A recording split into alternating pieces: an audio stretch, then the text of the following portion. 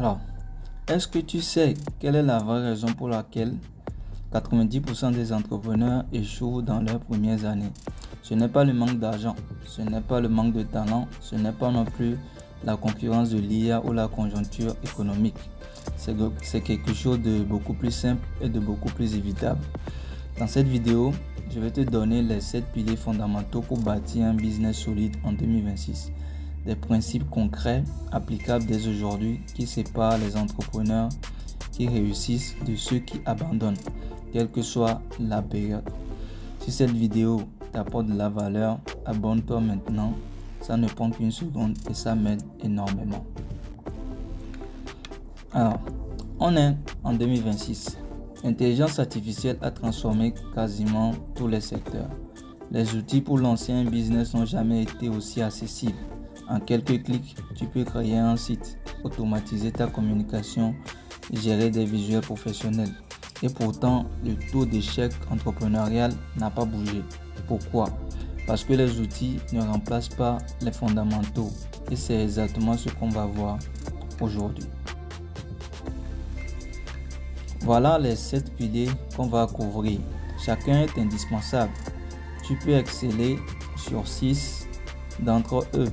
Si le 7e est absent, ton business vacille. Alors, on va prendre le temps de bien traiter chacun. C'est parti. Premier pilier et le plus important, le mindset entrepreneurial. En 2026, une nouvelle croyance s'est ajoutée au classique. L'IA va tout faire à ma place. Spoiler, non.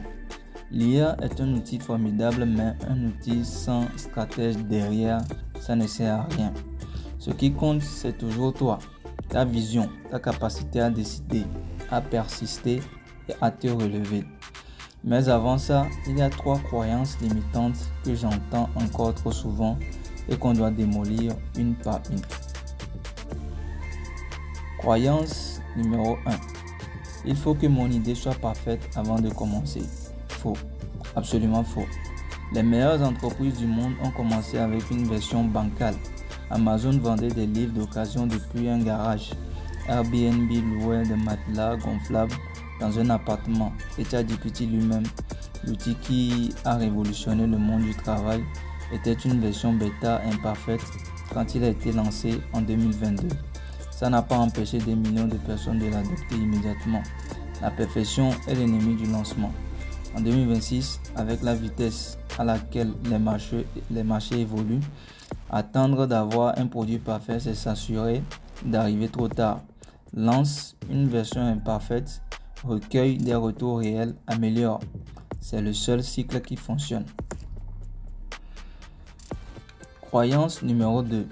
Je n'ai pas les compétences. Et là, j'ai une bonne nouvelle pour toi. Aujourd'hui, c'est une excuse qui n'existe plus. Tu ne sais pas coder, des outils no-code et l'IA te permettent de créer une application en quelques heures. Tu ne sais pas écrire, l'IA t'aide à structurer ton contenu. Tu ne sais pas faire le design, il y a Midjourney, il y a Canva, Dali. Tout est à portée de main. Mais attention, et c'est crucial, s'appuyer sur l'IA ne remplace pas le fait de comprendre ton marché, de parler à tes clients, de prendre des décisions stratégiques. Les compétences techniques, tu peux les externaliser et les automatiser. Le jugement et la vision, eux, restent les tiens. Commence, apprends en marchant, entoure-toi de bonnes personnes qui compensent tes lacunes. Croyance numéro 3, et elle est tenace. Si ça ne marche pas, j'aurais échoué. Et je remarque que dans la culture entrepreneuriale de 2026, il y a quelque chose d'intéressant qui s'est passé. Le pivot est devenu une compétence valorisée. Les investisseurs, les recruteurs, les communautés d'entrepreneurs, ils ne cherchent plus quelqu'un qui n'a jamais échoué. Ils cherchent quelqu'un qui a su rebondir.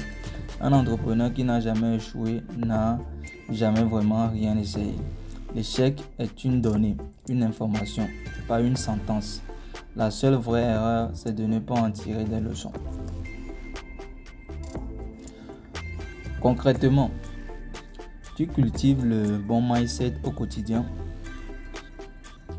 3 habitudes, voici pour toi 3 habitudes simples que tu peux adopter dès maintenant pour avoir le bon mindset, pour cultiver le bon mindset. Première habitude, 20 minutes par jour de lecture ou d'écoute sur l'entrepreneuriat. Vous avez les podcasts, les livres, les newsletters. En 2026, le contenu de qualité est abondant et souvent gratuit. Il n'y a aucune excuse. Deuxième habitude, t'entourer des gens qui ont déjà accompli ce que tu veux accomplir. L'environnement humain que tu te construis est plus puissant que n'importe quel outil. Troisième habitude, célèbre tes petites victoires. Le premier client, le premier avis positif, le premier mois rentable. Ces micro-célébrations construisent la confiance qui te porte dans les moments difficiles. Pilier numéro 2 maintenant, identification du bon problème à résoudre. Et en 2026, ce pilier est plus critique que jamais. Pourquoi? Parce qu'avec l'IA, n'importe qui peut créer un produit, un service, une application en quelques semaines. Le marché est saturé de solutions. Ce qui manque, ce ne sont pas des produits, ce sont des solutions à de vrais problèmes portés par des gens qui comprennent profondément leurs clients. Pose-toi cette question simple. Quel problème réel est-ce que mon offre résout? Est-ce que les gens sont prêts à payer pour cette solution? Pour trouver ta zone de génie entrepreneurial, utilise la méthode des 3 cercles. Dessine 3 cercles qui se croisent. Le premier, tu mets dedans ce que tu aimes faire. Le second, ce dans quoi tu es bon. Le troisième, ce pourquoi les gens sont prêts à payer. L'intersection de ces 3 cercles, c'est là que se trouve ton business. Aujourd'hui, j'ajouterai même un 4e critère. Est-ce que le problème résiste à l'automatisation? Si l'IA peut entièrement remplacer ce que tu fais, tu dois te positionner plus haut dans la chaîne de valeur. Sur le conseil, la stratégie, la relation humaine, la créativité. Ces dimensions restent pour l'instant des avantages distinctement humains. Et avant d'investir, 1 centime ou 1 heure de travail dans ton idée, valide-la. C'est non négociable. Maintenant, comment la valider? Parle à 10 personnes qui représentent ta cible, pas à tes amis ou à ta famille. Ils vont te dire que c'est génial même si ça ne l'est pas. Parle à de vrais clients potentiels. Pose des questions ouvertes. Écoute leurs douleurs, leurs frustrations, leurs blocages. En 2026, tu peux aussi utiliser des outils comme des sondages LinkedIn, des tests de landing page avec de la pub à petit budget ou même des prototypes générés par l'IA pour tester une réaction de marché en quelques jours. Le temps entre l'idée et la validation n'a jamais été aussi court. Utilise ça à ton avantage. Si au bout de 10 conversations, 7 ou 8 personnes t'ont dit oui, je paierai pour ça, alors là, tu tiens quelque chose de sérieux. Sinon, tu pivotes. Et c'est une victoire, pas un échec. 3e pilier, l'offre. Et c'est là que beaucoup d'entrepreneurs sabotent un excellent travail de positionnement. En 2026, les consommateurs sont plus informés, plus sollicités et plus méfiants que jamais. Ils comparent en quelques secondes sur Google, ils vérifient les avis, ils demandent à leur IA personnel de les conseiller. Ton offre doit donc être non seulement bonne, elle doit être immédiatement compréhensible et désirable. Voici pour toi les 4 éléments qui font la différence. Premier élément, la promesse claire. Ton client doit comprendre en 5 secondes ce que tu lui offres et ce qu'il va obtenir. Pas de jargon, pas de vocabulaire de consultant. Aujourd'hui, avec les assistants IA intégrés dans tous les moteurs de recherche, les premières secondes sont encore plus décisives. Si ta promesse ne parle pas instantanément, l'algorithme te remplace par un concurrent plus clair. Teste ta promesse à voix haute. Si tu dois l'expliquer, réécris-la. Deuxième élément, vends la transformation, pas le produit. Les gens n'achètent pas une perceuse, ils achètent un trou dans le mur pour accrocher leur tableau préféré. Ils n'achètent pas un cours de marketing, ils achètent des clients et de la croissance. En 2026, j'ajouterai un exemple très actuel. Si tu vends un outil ou une formation autour de l'IA, ne vends pas, par exemple, la maîtrise des prompts. Vends plutôt 10 heures récupérées chaque semaine ou des livrables professionnels en 20 minutes au lieu de 3 jours. Le résultat concret, toujours. Troisième élément, la réduction du risque. En 2026, après des années de méfiance liées aux arnaques en ligne, aux faux gourous et aux promesses non tenues, les acheteurs sont sur leur garde. Ils ont besoin d'être rassurés. Propose une garantie, un essai gratuit, un premier appel offert sans engagement. Plus tu réduis la prise de risque pour ton client, plus il est facile pour lui de dire oui. Et si ton offre est bonne, tu n'as rien à craindre de ces garanties. Très peu de clients en abusent. Quatrième élément maintenant, l'urgence et la rareté. Pas de manière artificielle. Aujourd'hui, les consommateurs repèrent instantanément les faux compteurs et les fausses promotions. Et une fois la confiance perdue, elle ne revient pas. En revanche, si ton offre est réellement limitée dans le temps ou en place, dis-le clairement. Si tu offres un bonus aux 20 premiers inscrits, offre-le, honore-le. L'authenticité est le nouveau marketing. Ton offre, c'est ton argument commercial. Travaille-la, teste-la, améliore-la sans cesse. Nous sommes maintenant sur le quatrième pilier, celui que tout le monde évite. Il s'agit de la vente. En 2026, avec des chatbots qui génèrent des FAQ, des tunnels de vente automatisés et des IA qui qualifient les leads, certains pensent que la vente humaine est morte. C'est faux. Complètement faux. Pour les offres à forte valeur comme le coaching, conseil, prestations sur mesure, B2B, la vente humaine reste irremplaçable. Ce qui a changé, c'est que l'acheteur arrive à la conversation commerciale beaucoup mieux informé qu'avant. Il a déjà comparé, lu des avis, consulté l'IA. Ton rôle n'est donc plus d'informer, c'est de comprendre, de personnaliser et de décider ensemble. Première étape, l'écoute active. Pose des questions. Comprends la situation de ton prospect, ses besoins, ses freins, ses craintes. Laisse-le parler. La plupart des vendeurs échouent, non pas parce qu'ils parlent mal, mais parce qu'ils écoutent mal. En 2026, une astuce concrète. Avant un appel commercial important, utilise l'IA pour préparer une liste de questions ouvertes adaptées au profil de ton prospect. Ça te permet d'arriver préparé et de te concentrer à 100% sur l'écoute pendant l'appel. Étape numéro 2, identifier le vrai problème. Ce que le prospect dit en surface n'est pas toujours ce dont il a vraiment besoin. Lorsqu'il dit « je veux plus de clients », ça peut vouloir dire « je veux plus de temps libre » ou « je veux me sentir légitime dans mon activité ». Creuse, reformule, valide en disant « si je comprends bien, ton principal défi c'est 3 points de suspension ». Cette phrase simple, utilisée avec sincérité, transforme une conversation de vente en conversation de confiance. Étape numéro 3 maintenant, présenter la solution, mais pas de manière générique. Montre comment ton offre répond spécifiquement à son problème, tel qu'il te l'a décrit. Utilise ses propres mots. Cette technique de mirroring crée une sensation profonde d'être compris et c'est ce qui déclenche la décision d'achat. Quatrième étape, le traitement des objections. Les objections ne sont pas des refus, ce sont des demandes de plus d'informations ou des signaux que tu n'as pas encore suffisamment rassuré ton prospect sur un point précis. Lorsqu'il dit par exemple c'est trop cher, cela veut peut-être dire que je ne vois pas encore assez la valeur.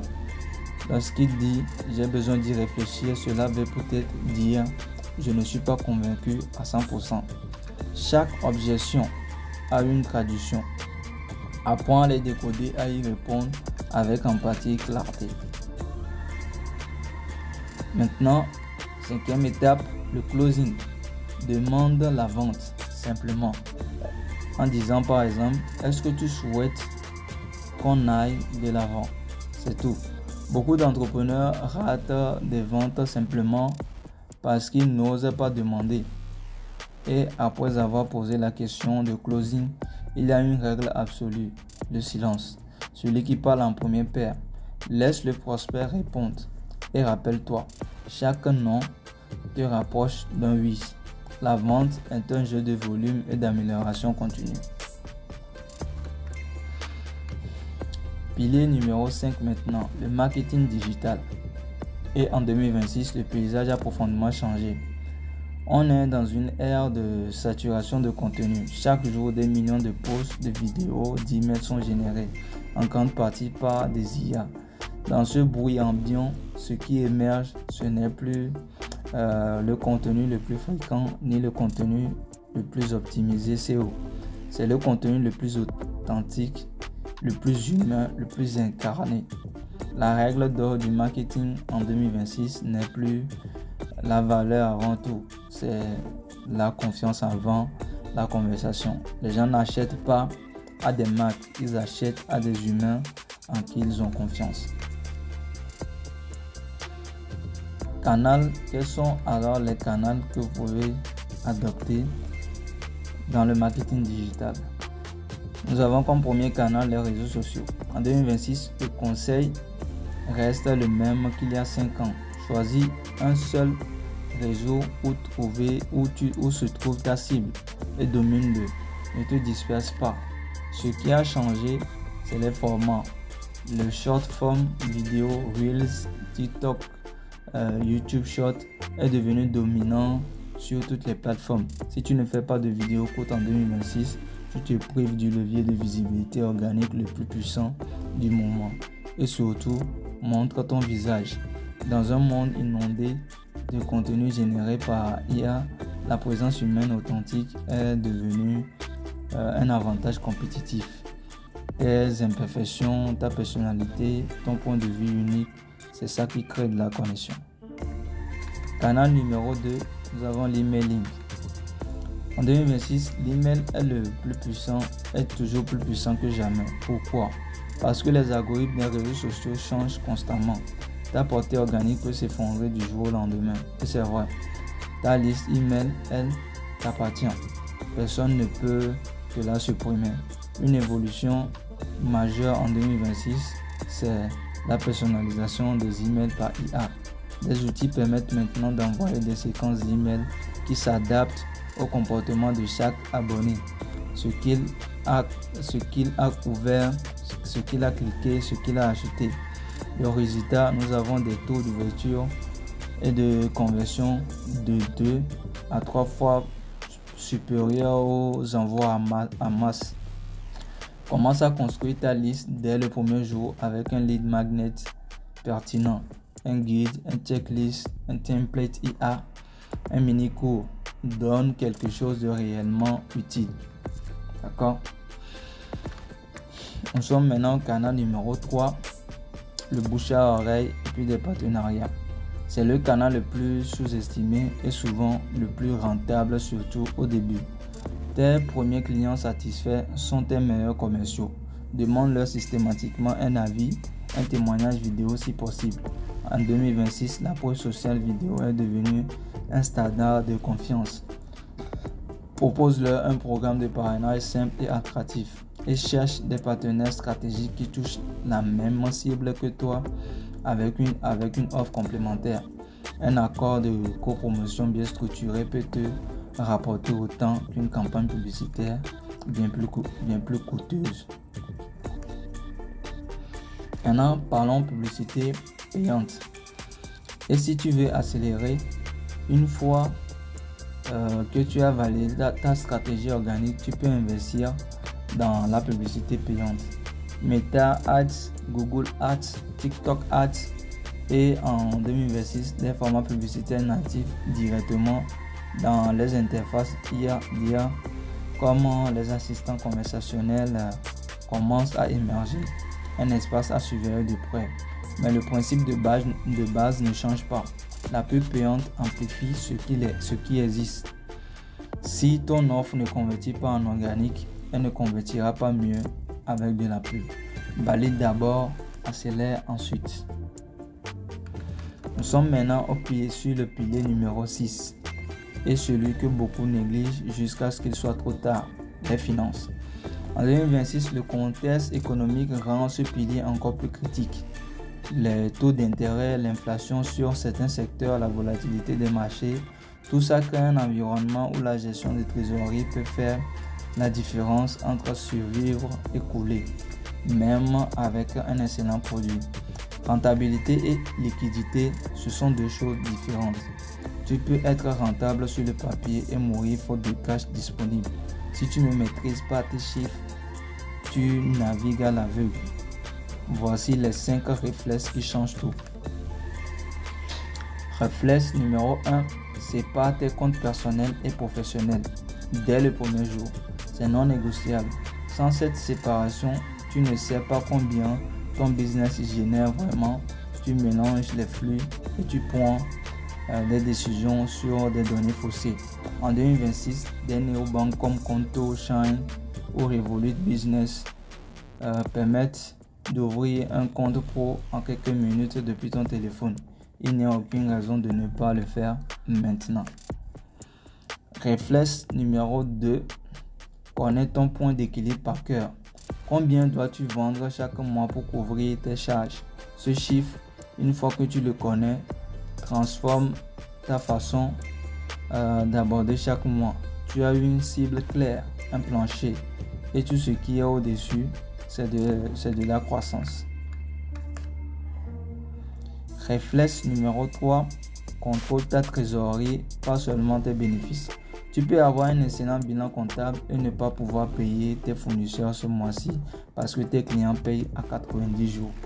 En 2026, des outils de provision de trésorerie assistés par IA te permettent de visualiser en temps réel tes entrées et sorties sur les prochains mois et d'anticiper les tensions.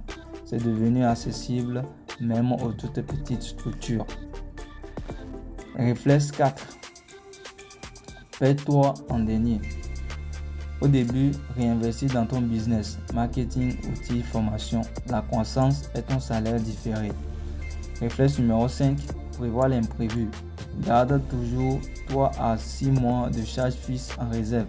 En 2026, après ce qu'on a traversé les dernières années, crise économique, disruption technologique, instabilité géopolitique, personne ne peut prédire ce que le prochain trimestre apportera. La préparation, elle, reste entièrement entre tes mains. Et si les chiffres ne sont pas vraiment ton truc, externalise à un comptable dès que possible. C'est un investissement, pas une dépense. Nous sommes maintenant au pilier numéro 7, qui est le dernier pilier, l'entourage et la formation continue. Et en 2026, ce pilier a pris une dimension supplémentaire. Non seulement il faut s'entourer de bonnes personnes humaines, mais il faut aussi savoir s'entourer des bons outils, de bonnes communautés et puis des bonnes sources de connaissances dans un monde où l'information évolue à une vitesse folle. Commençons par les personnes. Profil numéro 1 indispensable. Un mentor. Quelqu'un qui a 5 à 10 ans d'avance sur toi dans le domaine où tu évolues, qui a déjà traversé ce que tu es en train de vivre et qui peut te donner de la perspective quand tu es dans le brouillard. Un bon mentor ne se loue pas, il se mérite. Commence par apporter de la valeur, engage avec son contenu, propose de l'aide sur un projet, montre-toi disponible. La relation se construit dans le temps. Profil numéro 2 maintenant, des pairs. Des entrepreneurs au même stade que toi, avec qui tu partages, t'entraides, te challenger mutuellement. Vois un peu. En 2026, les masterminds privés sont devenus l'un des formats les plus valorisés dans la communauté entrepreneuriale. Petit groupe, engagement fort, partage de vrais problèmes, vraies solutions. Rejoins-en un et crée un. C'est souvent là que se font les meilleures connexions, les meilleures collaborations et les plus grandes avancées personnelles. Profil numéro 3 maintenant. Des personnes qui ne pensent pas comme toi. Un artiste, un scientifique, quelqu'un d'une autre culture, d'une autre génération. Ces profils cassent tes angles morts. En 2026, j'ajouterai une dimension spécifique. Avoir dans ton entourage des personnes différentes de différentes générations par rapport à l'IA. Les plus jeunes, nés avec ces outils, ont des intuitions que tu n'as pas. Les plus expérimentés ont la profondeur stratégique que les algorithmes n'ont pas encore. Les deux sont précieux. Maintenant, nous arrivons à la formation. Ce qui concerne la formation, le monde change à une vitesse que personne n'avait anticipée. En 2026, une compétence est devenue aussi fondamentale que lire et écrire. Savoir utiliser l'IA intelligemment, pas comme un assistant pour générer du contenu médiocre, mais comme un levier stratégique pour accélérer ta réflexion, tester tes idées, décupler ta productivité. Consacre au moins 5% de tes revenus à ta formation et bloque du temps chaque semaine pour apprendre. Ce n'est pas un luxe, c'est une obligation si tu veux rester pertinent. Très bien, on a couvert les 7 piliers. Faisons un récap rapide. Nous avons d'abord le mindset. En bas, travaille d'abord sur toi avant de travailler sur ton business. Le bon problème. Résous quelque chose de réel pour des gens réels prêts à payer. L'offre irrésistible. Vends une transformation, pas un produit. La vente. Apprends à vendre avec intégrité et conviction. Le marketing. Construis la confiance avant de vendre. Les finances. Connais tes chiffres mieux que quiconque. Entourage. Entoure-toi de bonnes personnes et ne cesse jamais d'apprendre. Ces 7 piliers ne sont pas des formules magiques. Aujourd'hui, comme avant, ils demandent du travail, de la constance et de la résilience. Mais si tu les appliques avec discipline, tu mets toutes les chances de ton côté. Alors, l'entrepreneuriat est l'un des chemins les plus difficiles qui soit et l'un des plus libérateurs. En 2026, les outils ont changé, les marchés aussi ont changé. Mais ce qui fait un entrepreneur à succès, c'est la vision, la résilience, la capacité à créer de la valeur pour les autres. Ça n'a pas changé et ça ne changera pas. Alors, tu te lances. Merci de m'avoir suivi. Si cette vidéo t'a apporté de la valeur, laisse un commentaire en bas avec le pilier que tu trouves le plus difficile à appliquer. Ça m'aide vraiment à créer du contenu utile pour toi. Abonne-toi si ce n'est pas encore fait. Active la cloche et télécharge le guide gratuit en description. Le lien est juste en bas. On se retrouve dans la prochaine vidéo. Prends soin de toi et surtout, passe à l'action.